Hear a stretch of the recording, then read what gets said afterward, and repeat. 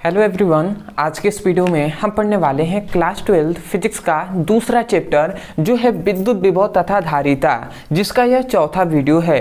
तो आज के इस वीडियो में हम पढ़ेंगे कि समविभव पृष्ठ किसे कहते हैं, इसका परिभाषा क्या होता है और समविभव पृष्ठ का गुण क्या होता है। इस वीडियो में हम समझेंगे और मैं आपको विश्वास दिलाता हूँ कि बहुत ही आसानी तरीके से आपको समझ में आएगा।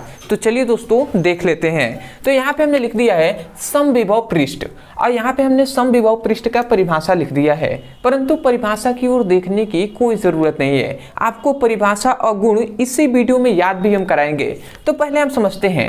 तो देखिए यहाँ पे समविभव पृष्ठ किसे कहते हैं। तो ये मान लेते हैं कोई भी आवेशित पिंड है, ये हम मान लेते हैं ये कोई आवेशित पिंड है और इस पर क्या है, मान लेते हैं ये आवेशित पिंड है, इस पर क्या है, आवेश है, मान लेते हैं प्लस क्यू आवेश है। तो ये आवेशित पिंड है, तो इस आवेशित पिंड के प्रत्येक बिंदु पर, ये आवेशित पिंड है तो आवेशित पिंडों के प्रत्येक बिंदु पर जो क्या होगा, विभव का मान, प्रत्येक जो बिंदु है इस पर जो विभव का मान होगा वो क्या होगा, समान होगा। ठीक है, तो उसे हम क्या कहते हैं, समविभव पृष्ठ कहते हैं। मतलब किसी आवेशित पिंडों के प्रत्येक बिंदु पर विभव का मान क्या होगा, विभव का मान यदि सामान्य होता है तो उस पृष्ठ को हम समविभव पृष्ठ कहते हैं। तो आशा करते हैं आपको समझ में आ गया होगा। जैसे ये कोई आवेशित पिंड है, अब इस आवेशित पिंड पर कोई भी आप बिंदु ले लेते हैं, यहाँ पर यहाँ पर यहाँ पर कहीं पर भी, तो वहाँ पर क्या होगा, उस बिंदु पर विभव का मान सामान्य होगा। मान लेते हैं यहाँ पर विभव है 5, तो इस बिंदु पर विभव भी 5 ही होगा, इस बिंदु पर भी विभव 5 होगा। तो आशा करते हैं आप समझ गए होंगे।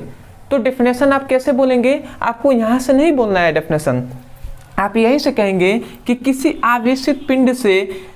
आवेशित पिंडों के प्रत्येक बिंदु पर विभव का मान सामान्य होता है तो उस पृष्ठ को समविभव पृष्ठ कहते हैं। और यही डेफिनेशन हमने यहाँ पे लिखा है कि ऐसा आवेशित पृष्ठ जिसके प्रत्येक बिंदु पर, पृष्ठ भी आप कह सकते हैं या पिंड भी आप कह सकते हैं, तो ऐसा आवेशित पृष्ठ जिसके प्रत्येक बिंदु पर विभव का मान क्या होता है, सामान्य होता है, उसे हम समविभव पृष्ठ कहते हैं।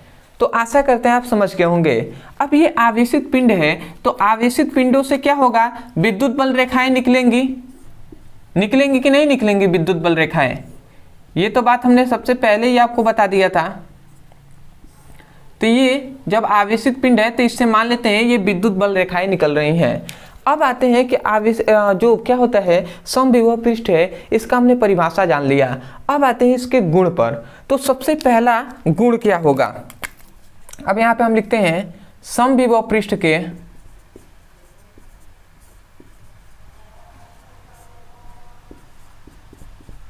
गुण, या गुण कहें या विशेषताएं भी आप कह सकते हैं। तो अब आता है इसका गुण क्या है। देखिए इसका पीडीएफ नोट्स भी आपको मिलेगा, इसी वीडियो को हम डिस्क्रिप्शन बॉक्स में दे देंगे, तो आप इसका पीडीएफ से भी आप लिख सकते हैं। अब यहाँ से याद रखेंगे सबसे पहला, तो जो समविभव पृष्ठ होता है इसके प्रत्येक बिंदु पर विभव का मान क्या होता है, सामान्य होता है। यही बात हमने डेफिनेशन से सीखा है और यही इसका पहला क्या हो जाएगा, विशेषताएं हो जाएगा। तो हम लिखेंगे कि समविभव पृष्ठ के प्रत्येक बिंदु पर क्या होता है, बिंदु पर विभव का मान क्या होता है, समान होता है। ठीक है, इसका सभी आपको नोट्स मिल जाएगा। आप लिखेंगे समविभव पृष्ठ के प्रत्येक बिंदु पर विभव का मान क्या होता है, सामान्य होता है। अब आते हैं दूसरा इसका गुण याद रखेंगे कि यदि विभव का मान समान है तो विभवांतर क्या हो जाएगा, शून्य हो जाएगा। तो हम कहेंगे समविभव पृष्ठ के प्रत्येक समविभव पृष्ठ पर विभवांतर का मान शून्य होता है। तो आप लिख लेंगे यहाँ पे क्या होता है, विभवांतर जो होता है, समविभव पृष्ठ पर विभवांतर क्या होता है, शून्य होता है। शून्य मतलब v = शून्य, इसको आपको याद रखेंगे। आप कहेंगे कैसे, तो विभवांतर जब हमने पढ़ाया था तो बताया था v = VA - VB बताया था, ये हमने बताया था। तो मतलब VA क्या है कि कोई भी आवेशित पिंड है तो इसके एक बिंदु है जो है A और दूसरा बिंदु है B, तो इस बिंदु पर विभव VA है और इस बिंदु पर विभव VB है। तो दोनों हम जानते हैं कि आवेशित जो पिंड है, ये जो समविभव पृष्ठ है, इसके प्रत्येक बिंदु पर विभव का मान सामान्य होगा। तो इसको मान लेते हैं ए पर विभव है 5, तो इस पर भी 5 ही होगा। तो 5 में से जब 5 चला जाएगा तो 0 बचेगा कि नहीं, और 0 क्या हो जाएगा, विभवांतर। तो इसलिए हम कह रहे हैं कि विभवांतर क्या होता है, शून्य होता है। तीसरा आपको याद रखना है कि समविभव पृष्ठ के एक बिंदु से दूसरे बिंदु तक ले जाने में जो किया गया कार्य होता है वो भी शून्य होता है। तो यहाँ पे याद रखेंगे, जो कार्य होता है समविभव पृष्ठ पर किया गया कार्य भी क्या होगा, शून्य होगा। अब आप कहेंगे कैसे, तो हम विभव का फॉर्मूला जानते हैं, V = W/Q, ये बात हम जानते हैं। तो हम ये भी बात जानते हैं कि जो क्या होता है, यदि एकांक आवेश हो तो वहाँ पर W जो होता है वो V के बराबर हो जाता है। ठीक है, W जो होता है वो V के बराबर हो जाता है। तो हम जानते हैं V, ये विद्युत विभव भी हम कह सकते हैं या विभवांतर भी हम इसको कह सकते हैं, क्योंकि विद्युत विभव और विभवांतर का मान क्या होता है, मतलब विभवांतर और विद्युत विभव दोनों का फॉर्मूला एक ही होता है। तो ये विभवांतर, यदि भी विभवांतर है तो विभवांतर यदि शून्य है तो कार्य भी तो शून्य हो गया ना, मतलब भी W के बराबर है तो विभवांतर शून्य तो कार्य भी शून्य, ऐसे भी आप ले सकते हैं। अगला आते हैं चौथा। ठीक है, इसका पूरा डिटेल में आपको डिस्क्रिप्शन बॉक्स में PDF लिंक मिल जाएगा। चौथा आप याद रखेंगे कि विद्युत जो क्या होता है, समविभव पृष्ठ से निकल रहे हैं ये विद्युत बल रेखाएं। ये कौन सी रेखाएं निकल रही हैं, विद्युत बल रेखाएं निकल रही है ना, विद्युत बल रेखाएं। तो ये पृष्ठ पर क्या होती हैं, मतलब समविभव पृष्ठ से निकलने वाली जो विद्युत बल रेखाएं होती हैं वो अपने पृष्ठ पर क्या होती हैं, लंबवत होती हैं। इस बात को आपको याद रखना है, ये सभी निकल रही हैं तो ये अपने पृष्ठ पर क्या होंगी, लंबवत होंगे। तो हम यही लिखेंगे कि समविभव पृष्ठ से निकलने वाली विद्युत बल रेखाएं अपने पृष्ठ पर लंबवत होती हैं। तो हम क्या लिखेंगे, विद्युत बल रेखाएं क्या होती हैं, विद्युत बल रेखाएं अपने पृष्ठ पर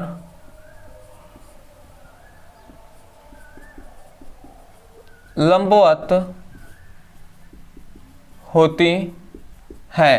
ठीक है, विद्युत बल रेखाएं जो क्या निकल रही हैं, जो विद्युत बल रेखाएं निकल रही हैं वो अपने पृष्ठ पर क्या होती हैं, लंबवत होती हैं। अगला एक और बात याद रखेंगे कि समविभव पृष्ठ से निकलने वाली जो विद्युत बल रेखाएं हैं ये एक दूसरे को कभी भी प्रतिच्छेदित नहीं करती हैं, मतलब एक दूसरे को कभी काटती नहीं है। तो ये भी याद रखेंगे कि विद्युत बल रेखाएं, मतलब समविभव पृष्ठ से निकलने वाली विद्युत बल रेखाएं, विद्युत बल रेखाएं एक दूसरे को काटती नहीं हैं, या आप लिख सकते हैं प्रतिच्छेदित नहीं करती हैं। तो आशा करते हैं कि समविभव पृष्ठ का परिभाषा, उसके बाद आपको फिगर और ये जो इसका गुण है ये आपको समझ में आ गया होगा। तो यदि आपको समझ में आ गया है तब जाकर आप चैनल को सब्सक्राइब कर लीजिएगा और हमें कमेंट सेक्शन में जरूर बताइएगा कि आपको वीडियो कैसा लगा। अदरवाइज यदि आपको PDF चाहिए तो इसी वीडियो का हम डिस्क्रिप्शन बॉक्स में जो इस वीडियो का PDF भी दे देंगे और प्लस इसका क्लास 12 का फिजिक्स का लिंक भी हम दे देंगे प्लेलिस्ट का। उस लिंक पे आप क्लिक करके आप चैप्टर वाइज सीक्वेंस में सभी वीडियो पढ़ सकते हैं और वहाँ से अपने पूरे सिलेबस के अच्छे से पढ़ाई भी कर सकते हैं। अदरवाइज यदि कोई भी ऐसा टॉपिक है फिजिक्स में, केमिस्ट्री में जो आपको समझ में नहीं आता है तो केवल आप उस टॉपिक का नाम लिखिएगा यूट्यूब पर, अंत में हमारे चैनल का नाम लिखकर सर्च कर दीजिएगा, आपको तुरंत वो वीडियो मिल जाएगा और वहाँ से भी उसकी पढ़ाई कर सकते हैं। तो आशा करते हैं आप समझ गए होंगे। तो चलिए दोस्तों, आज के लिए इतना ही, मिलते हैं एक नए टॉपिक के साथ, तब तक के लिए धन्यवाद। जय हिंद, जय भारत।